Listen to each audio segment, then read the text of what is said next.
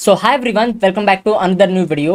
So guys, finally ज्या गोष्टीची आपण वेट करत होतो, आपली फार्मसीची प्रोव्हिजनल मेरिट लिस्ट ही आता फायनली डिक्लेअर झालेली आहे. येस, कालच ही तुमची प्रोव्हिजनल मेरिट लिस्ट डिक्लेअर झाली. आय होप सगळ्यांनी तुम्ही ती चेक केली असेल. जर अजूनपर्यंत तुम्ही तुमची प्रोव्हिजनल मेरिट लिस्ट चेक नसेल केली तर डिस्क्रिप्शन बॉक्समध्ये एक मी तुम्हाला लिंक प्रोव्हाइड केली आहे. त्या लिंकवर क्लिक करून तुम्ही directly provisional merit list check करू शकता. सिम्पली तुम्हाला त्या ठिकाणी तुमचा ॲप्लिकेशन आयडी आणि डेट ऑफ बर्थ तुम्हाला एंटर करायची आहे. ते एंटर केल्यानंतर तुम्ही तुमची प्रोव्हिजनल मेरिट लिस्ट चेक करू शकता. तुमचा किती रँक आलाय हे सगळं तुम्ही त्याच्यामध्ये चेक करू शकता. आता तुमचा किती रँक आलाय हे जर तुम्ही सगळं चेक केलं असेल तर मला कमेंट सेक्शनमध्ये नक्की सांगा की तुमचा प्रोव्हिजनल मेरिट नंबर किती आहे आणि त्याच्यासोबत तुम्हाला किती पर्सेंटाइल मिळाले होते, तर ते सुद्धा मला कमेंट सेक्शनमध्ये नक्की सांगा. आता जर तुम्ही तुमची मेरिट लिस्ट बघितली असेल तर अशा प्रकारे तुम्हाला काही रँक्स तुम्हाला प्रोव्हाइड केलेले असतील. सगळ्यात पहिले ह्याच्यावरती सगळे तुमचे पर्सनल डिटेल्स दिलेले असतील की तुमचा नेम काय आहे, तुमची कोणती कॅटेगरी आहे, तुम्ही PWD कॅन्डिडेट आहात का, डिफेन्समधून अप्लाय केलं आहे का, हे सगळे तुमचे पर्सनल डिटेल्स तुम्हाला दिलेले असतील.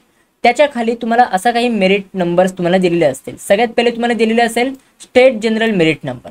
आता स्टेट जनरल मेरिट नंबर म्हणजेच काय की ओव्हरऑल महाराष्ट्रामधनं तुमचा किती मेरिट नंबर आला आहे तर हे तुम्हाला ह्या ते दिलेलं असेल. त्याच्या पुढे तुम्हाला काही नंबर्स दिलेले असेल तर हा तुमचा मेरिट नंबर आहे आणि त्याच्यामध्ये तुम्हाला इथे पर्सेंटाइल सुद्धा दिलेले असतील. त्याच्यानंतर इथे तुमची university general merit number. University general merit number म्हणजेच काय की तुमची जी पण होम युनिव्हर्सिटी आहे. फॉर एक्झाम्पल जर तुमची मुंबई ही होम युनिव्हर्सिटी असेल तर पूर्ण मुंबई युनिव्हर्सिटीमधनं तुमचा किती रँक आलेला आहे तर तो रँक तुम्हाला ह्या इथे दिलेला असेल. जर तुम्ही पुणे युनिव्हर्सिटीमधनं बिलॉंग करत असाल, म्हणजे जर तुमची होम युनिव्हर्सिटी ही पुणे असेल तर पूर्ण पुणे युनिव्हर्सिटीमधनं तुमचा किती रँक आलाय तर तो तुम्हाला ह्या इथे दिलेला असेल. म्हणजेच काय की तुमची जी पण होम युनिव्हर्सिटी असेल त्याच्या अकॉर्डिंग तुमच्या होम युनिव्हर्सिटीमधनं तुमचा किती रँक आलाय तर तो तुम्हाला ह्या इथे दिलेला असेल. त्याच्यानंतर तुम्हाला ह्या इथे दिले असेल स्टेट कॅटेगरी मेरिट नंबर. आता कॅटेगरी मेरिट नंबर म्हणजेच काय की तुमची जी पण कॅटेगरी असेल, म्हणजे जर तुम्ही कुठल्याही रिझर्व्ह कॅटेगरीमधनं बिलॉंग करत असाल, for example OBC, SC ST, VGNT किंवा जर तुम्ही SC BC मधनं बिलॉंग करत असाल तर तुमच्या कॅटेगरीच्या अकॉर्डिंग तुमचा किती रँक आलाय ओव्हरऑल स्टेटमधनं, म्हणजे पूर्ण महाराष्ट्रामधनं तुम्ही ज्या पण कॅटेगरीमधनं बिलॉंग करत असाल. फॉर एक्झाम्पल जर तुम्ही OBC कॅटेगरीमध्ये असाल तर पूर्ण महाराष्ट्रामधनं जेवढी पण OBC कॅटेगरीची मुलं आहेत तर त्या मुलांमधनं तुमचा किती रँक आलाय, तुमचा किती मेरिट नंबर आलाय तर तो मेरिट नंबर ह्या इथे दिलेला असेल. जसं की ह्या कॅन्डिडेटची DT VJ कॅटेगरी आहे तर पूर्ण महाराष्ट्रामधनं ह्या कॅन्डिडेटची जी कॅटेगरी आहे त्या कॅटेगरीमधनं त्याचा हा रँक ह्या इथे आलेला आहे. त्याच्यानंतर तुमची युनिव्हर्सिटी कॅटेगरी मेरिट नंबर म्हणजेच काय की तुमची जी पण होम युनिव्हर्सिटी असेल त्या पूर्ण होम युनिव्हर्सिटीमधनं तुमची जी पण कॅटेगरी असेल तर त्या कॅटेगरी अकॉर्डिंग तुमचा किती रँक आलाय तर तो रँक तुम्हाला ह्या इथे पुढे दिलेला असेल.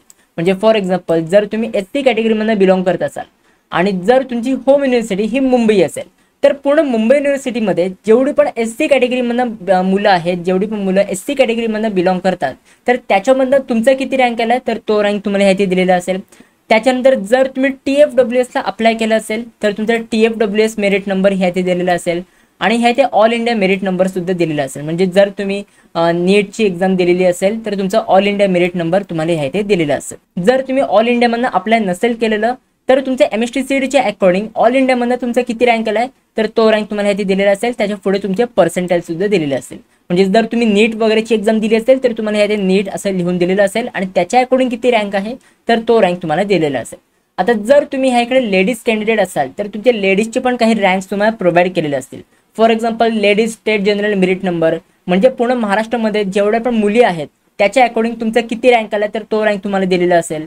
जर तुम्ही PWD कॅन्डिडेट असाल तर तुमच्या PWD कॅन्डिडेटच्या अकॉर्डिंग किती रँक आला तर तो रँक तुम्हाला इथे दिलेला असेल. तर असे वेगवेगळ्या प्रकारचे तुम्हाला रँक्स इथे दिलेले असेल. आता तुम्हाला एक प्रश्न नक्कीच पडला असेल की दादा एवढ्यासाठी आपल्याला रँक्स दिल्यात तर ह्याच्यामधनं सगळ्यात इम्पॉर्टंट रँक कोणता आहे, तर लक्षात घ्या की जो पण तुमचा पहिला रँक आहे तो आहे स्टेट जनरल मेरिट नंबर. तर हा जो रँक आहे हा तुमचा मोस्ट इम्पॉर्टंट रँक आहे, कारण की ह्याच रँकच्या बेसिसवर तुमचं ॲडमिशन हे होणार आहे. तुमच्या ॲडमिशन प्रोसेसमध्ये हा तुमच्या state general merit number consider केला जाणार आहे.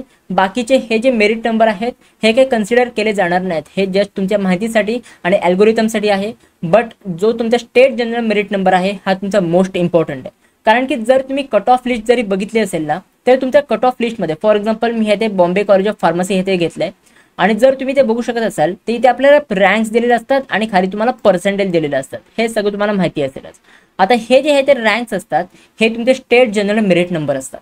आता तुम्हाला वाटलं असेल दादा ह्या तू ओपनचा कट ऑफ दाखवतोय, तर ऑब्व्हियसली ह्या स्टेट जनरल मेरिट नंबर दिलेला असेल, बट तसं नाही आहे. जर आपण ह्या एससी कॅटेगरीचा पण आपण कट ऑफ बघितला, तर एससी कॅटेगरीच्या इथे जो तुम्हाला ह्या रँक दिलाय, तुम्हाला वाटतंय की हा कॅटेगरीचा रँक आहे, नाही, हा तुमचा स्टेट जनरल मेरिट नंबर आहे आणि ह्या ते पर्सेंटेज वाईज कट ऑफ आहेत.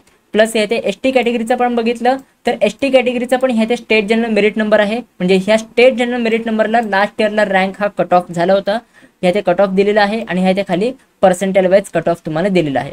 तसेच ह्या ते विजय कॅटेगरीचं पण ह्या इथे स्टेट जनरल मेरिट नंबर आहे, म्हणजे ह्या मेरिट नंबरला ऍडमिशन हे क्लोज झालं होतं आणि ह्या ते पर्सेंटेज वाईज कट ऑफ तुम्हाला दिलेला आहे. तर प्रत्येक इथे तुम्ही लेडीजचं पण बघू शकता, इथे तुमचा स्टेट जनरल मेरिट नंबर दिलेला आहे. तिथे जेवढे पण मेरिट नंबर आहेत हे सगळे तुमचे स्टेट जनरल मेरिट नंबर आहेत. आता तुम्ही इथे बघून खुश झाला असेल की दादा माझी कॅटेगरी मेरिट नंबर 167 आहे, मला कमी पर्सेंटेज आहेत, बट तरी ह्या इथे मला इथे बॉम्बे कॉलेज ऑफ फार्मसी मिळू शकतं का, तर तसं नाही. तुम्हाला state general merit number consider करायचा. जर तुम्ही कट ऑफ लिस्टमध्ये कट ऑफ बघत असाल, रँक वाईज कट ऑफ बघत असाल, तर तुमच्या कट ऑफ लिस्टमध्ये जेवढे पण इथे रँक्स दिलेले आहेत तर हे सगळे तुमचे स्टेट जनरल मेरिट नंबर असतात. हा पॉईंट तुम्ही लक्षात घ्या. सो त्याच्यामुळे तुमच्या ॲडमिशनसाठी जर तुम्ही कॉलेजची लिस्ट वगैरे बनवत असाल तर तुम्हाला state general merit number consider करूनच तुम्हाला कॉलेजची लिस्ट बनवायची. आय होप हे तुम्हाला समजलेलं असेल. आता जर तुम्हाला ही कट ऑफ लिस्ट, ही जी कट ऑफ लिस्ट मी तुम्हाला दाखवतोय, जर तुम्हाला लास्ट इयरचे कट ऑफ लिस्ट डाउनलोड करायची असेल तर तुम्ही आपल्या ॲप डाउनलोड करून त्याच्यामध्ये तुम्ही कट ऑफ लिस्ट डाउनलोड करू शकता. मी पूर्ण लास्ट इयरचे कॅपराउंड 1, कॅपराउंड 2, कॅपराउंड 3 म्हणजे महाराष्ट्राचे पूर्ण महाराष्ट्राची कट ऑफ लिस्ट, परत ऑल इंडियाची कट ऑफ लिस्ट ही पूर्ण मी आपल्या ॲपवरती प्रोव्हाइड केलेली आहे. बट लक्षात घ्या की ह्या इथे जी आपल्याला सीड्स त्यांनी PDF प्रोव्हाइड केली आहे तीच मी ह्या ते ॲपवरती अपलोड केलेली आहे. तुम्ही जर आपला ॲप डाउनलोड केलात, इझी कॉलेज हा ॲप तुम्हाला प्ले स्टोअरवरती मिळेल, तर इझी कॉलेज हा ॲप डाउनलोड केला तर ह्या इथे तुम्ही बघू शकता ॲपच्या इथे वरच डॅशबोर्डवर इथे तुम्हाला कट ऑफ लिस्ट म्हणून ऑप्शन बघायला मिळेल. त्यावर क्लिक करून तुम्हाला त्याचे फार्मसीचं ऑप्शन असेल, त्यावर क्लिक करून तुम्हाला ज्या पण कॅपराउंडची कट ऑफ लिस्ट डाउनलोड करायची आहे ही तुम्ही डाउनलोड करू शकता आणि ती कट ऑफ लिस्ट तुम्ही बघून तुमची कॉलेजची लिस्ट ही तुम्ही प्रिपेअर करू शकता. सो आपल्या इझी कॉलेज हा ॲप तुम्ही प्ले स्टोअरवरून डाउनलोड करू शकता. डिस्क्रिप्शन बॉक्समध्ये आणि कॉमेंट बॉक्समध्ये त्या ॲपची लिंक मी तुम्हाला प्रोव्हाइड केलेली आहे, त्यावर क्लिक करून तुम्ही ॲप हा डाउनलोड करू शकता.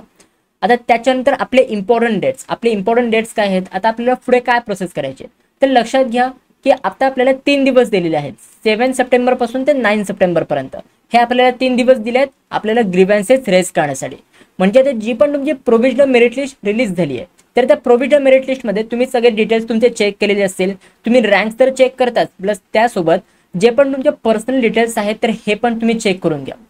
जर त्या पर्सनल डिटेल्समध्ये काही पण मिस्टेक असेल, काही पण तुमचे स्पेलिंग मिस्टेक झाली असेल तुमच्या नेममध्ये किंवा इतर काही पण तुमच्या पर्सनल डिटेल्समध्ये मिस्टेक असेल, एरर असेल, तर ते तुम्ही आत्ताच करेक्ट करून घ्या.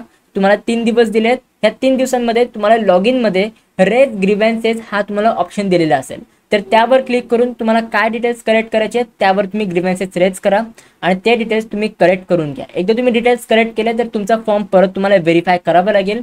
एकदा तुमचा फॉर्म व्हेरीफाय केला त्याच्यानंतर तुमचा ॲप्लिकेशन फॉर्म हा कन्फर्म होऊन जाईल. कारण की लक्षात घ्या की हे जे 3 दिवस आहेत ह्या 3 दिवसांमध्येच तुम्हाला जे पण करेक्शन करायचे आहेत हे तुम्ही करू शकता. एकदा हे 3 दिवस निघून गेले त्याच्यानंतर पुढे तुम्हाला करेक्शन करता येणार नाही. जर तुम्ही कॅपराउंडच्या बेस करेक्शन करायला गेलात तर तुमचं ॲडमिशन हे कॅन्सल सुद्धा होऊ शकतं. जे पण तुमचं कॉलेज अलॉट झालेलं असेल इन फ्युचर तर ते कॉलेज सुद्धा तुमचं कॅन्सल होऊ शकतं. तर त्याच्यामुळे हे आपल्याला 3 दिवस दिलेत, ह्या 3 दिवसांमध्ये जे पण तुम्हाला करेक्शन्स करायचे असतील करून घ्या. जर तुम्ही आता ॲप्लिकेशन फॉर्म हा ओपन कॅटेगरीमध्ये भरला असेल बट आता तुमच्या कॅटेगरीचे सगळे डॉक्युमेंट्स आले असतील तर हे तुम्ही कॅटेगरीचे डॉक्युमेंट्स तुम्ही अपलोड करू शकता, म्हणजे तुम्ही ओपनमधून कॅटेगरीमध्ये कन्वर्ट करून घेऊ शकता.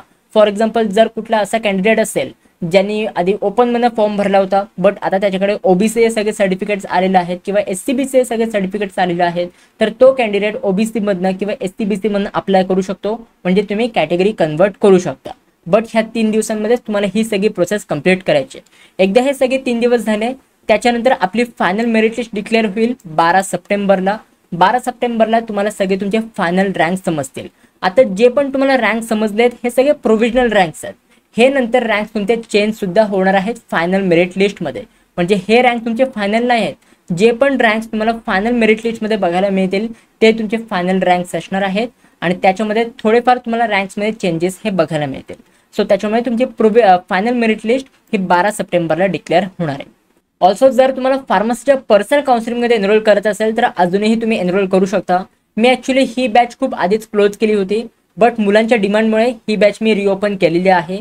सो खूप लिमिटेड सीट्स बाकी आहेत. जर तुम्हाला एनरोल करायचं असेल तर स्क्रीनवरती मी तुम्हाला 2 व्हॉट्सअप नंबर प्रोव्हाइड केले आहेत. त्या व्हॉट्सअपला तुम्ही आम्हाला मेसेज करा की I want to enroll in your pharmacy personal counselling.